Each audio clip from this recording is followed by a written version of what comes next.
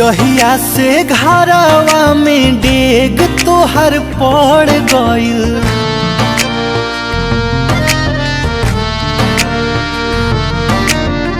जहिया से घरवा में डेग तोहर पड़ गइल, लागेला चांद हमरा आंगना उतर गइल। लाखों में एक पवले बानी तोहरा के रानी, लाखों में एक पवले बानी तोहरा के रानी।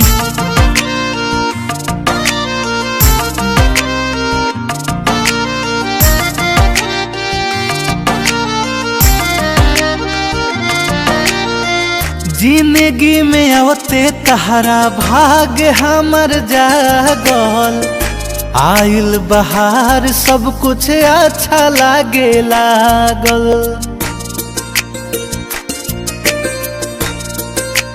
हाँ, जिंदगी में आवते तहरा भाग हमर जागल, आइल बहार सब कुछ अच्छा लागे लागल।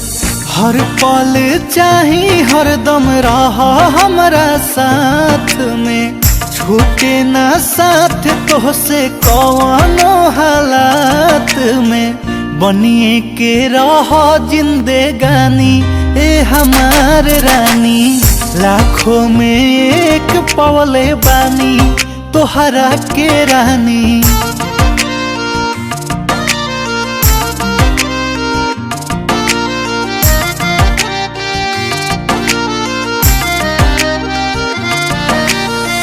असही बनल रहे चेहरा पर मुस्कान हो, तोहरे में बसेला जान हमर जान हो।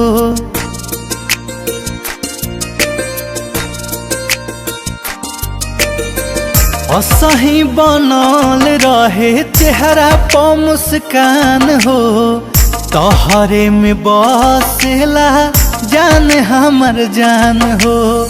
जहिया से बनल बाड़ू हमरो में हरिया हो, जिंदगी में छा गइल सगरो अंजोरिया हो। बन गइल प्यार के कहानी ए हमार रानी, लाखों में एक पवले बानी तोहरा के रानी।